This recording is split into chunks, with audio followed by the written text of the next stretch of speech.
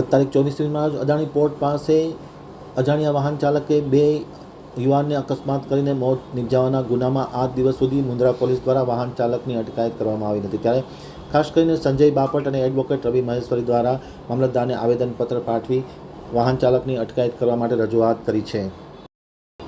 Mundra આમતક news બ્યુરોનો એક વિશેષ અહેવાલ। ગુંદાલાના સ્વ વિશાલ દેવસિંહ માંગલિયા મહેશ્વરી લાખાપરના સ્વ કોલી સુરેશ હરજી બંને યુવાનોના ગત તારીખ 24મી ફેબ્રુઆરીના રાત્રિના અદાણી પોર્ટ રોડ ઉપરથી પસાર થતા બે અજાણ્યા વાહન ચાલકે અકસ્માત કરતા બંને યુવાનોના ઘટના સ્થળે મૃત્યુ નિપજ્યા હતા। આજ દિવસ સુધી આ વાહન ચાલક કે વાહનનો પત્તો લાગ્યો નથી। આજરોજ સંજય બાપટ તેમજ એડવોકેટ રવિ મહેશ્વરી ગાંગજીભાઈ મહેશ્વરી દ્વારા પોલીસ અને પ્રશાસનને મળી તાત્કાલિક અસરથી આ વાહન ચાલકની અટકાયત થાય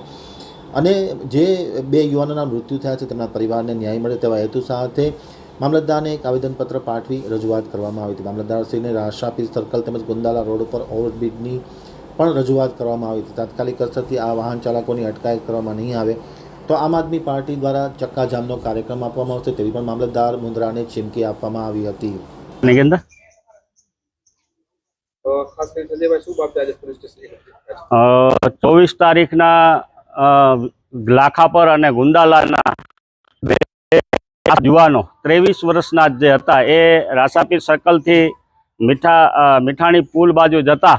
ટ્રેલરની હડફેટે આવી ગયા અને એમનું અકાળે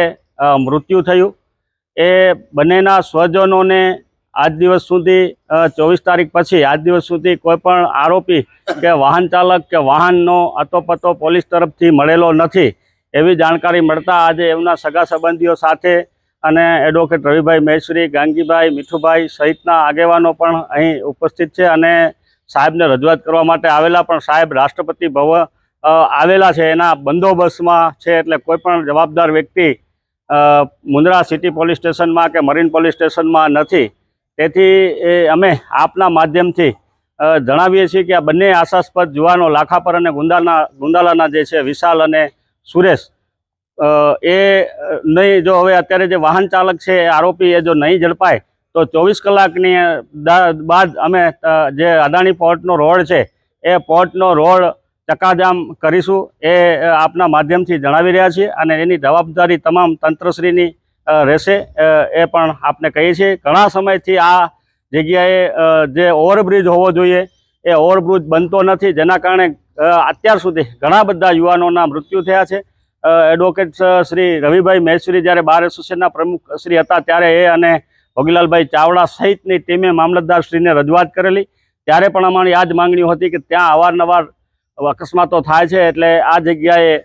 તાત્કાલિક ધોરણે ઓવરબ્રિજ બનાવવામાં આવે અને એના પછી હમણાં જ થોડા સમય પહેલાં પણ એક અકસ્માત થયું ત્યારે પણ આ જ વસ્તુ થઈ, ચક્કાજામ થયું। ત્યારબાદ જે પણ કંપનીવાળા કે પોલીસ તંત્ર જાગ્યું અને એ લોકોના જે સહયોગ રાશિ હતી એ પણ ત્યારબાદ મળી। એટલે આવા કિસ્સાઓમાં જ્યારે વાહન ચાલક કે વાહન પકડાય ત્યારે એના જે વીમાના કે જે પણ કંઈ વળતર મળતું હોય એના સ્વજનોને મળતું હોય છે એટલે વહેલી તકે આ જો પકડાય નહીં તો અમારે ન છૂટકે ચક્કાજામ જેવા કાર્યક્રમો કરવા પડશે।